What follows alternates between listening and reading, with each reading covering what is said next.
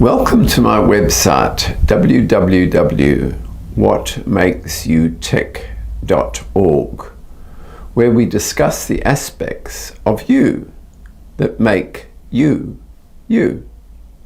My name is Colin Mills, and in this presentation I will be discussing logic and consciousness.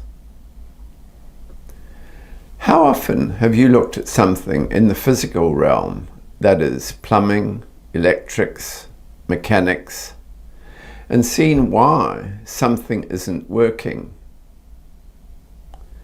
To you, perhaps, if you are qualified in these subjects, it's obvious. There's a violation of the logical process of why it isn't working. If you have no clue about the offending problem, then it isn't logical. You call someone to fix it. What I'm saying is that in the physical world of mechanics, physics, and chemistry, everything follows laws that are logical. But what about behaviors which are driven by desire? Can we fit them into this idea of logic or reason? Probably not in most cases. Why? It comes back to the old story of evolution, and that roughly 85% of the population are still in their emotional body. And I think we can safely say that emotions are not prone to reason. Look at the diagram below, and we can see that so long as we are focused in our emotions, we cannot expect so-called rationality or logic, simply because the mind is not in control. The emotions are, and emotions just react. Logic isn't part of their pay grade. A good example of this is people who, being driven by materialistic want, buy on their credit cards when they haven't the money. Such irrationality or lack of logic is driven by desire, which sits happily in the motion or the emotional plane. Bear in mind that our evolutionary journey moves us through the emotional plane over many, many lifetimes, and the higher we ascend, the more our mind takes control. It is only when the mind takes full control can we say that the tail has stopped wagging the dog. But this begs an interesting question. How does someone behave if they have moved beyond the emotional plane and now sits in the mental plane, where logic is now likely dominating? Are they cold and unfeeling? Well, no.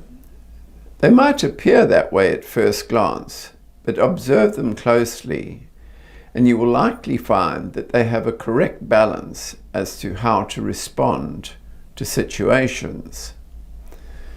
They are able to inspect the emotion before deciding whether it is appropriate or not. So flying off the handle is not likely to happen. Think how you respond to situations. Are you able to control your emotions? And before you say yes, bear in mind that we are not just talking about verbal or physical outbursts. We might be able to control these because of the fear of consequences, but instead find ourselves being embroiled in an internal emotional frenzy with our internal or inner critic going ballistic. People who do fly off the handle are too embedded in their emotions to be in control. They are still emotionally immature. So that is one side of the coin. On the other, the cold and unfeeling type is likely to not have received the necessary loving and nurturing qualities in their infanthood and childhood. The pain of rejection would have likely forced them to decide that loving responses were dangerous, that caring, compassionate, and empathic responses were a big no-no. So logic prompts one to decide that it is better to be this way when it comes to navigating life. They don't have to deal with untoward emotions. Up to now, we have been talking about logic. But where does consciousness sit in all of this? Consciousness is about awareness and unfolds as we move up the evolutionary chart, as we deal with the experiences that life throws at us. And with these, our logic and reasoning powers develop. How much do you think you have evolved or developed since you incarnated a few thousand years ago? And how much do you think still has to unfold before you achieve full waking consciousness? Happy pondering.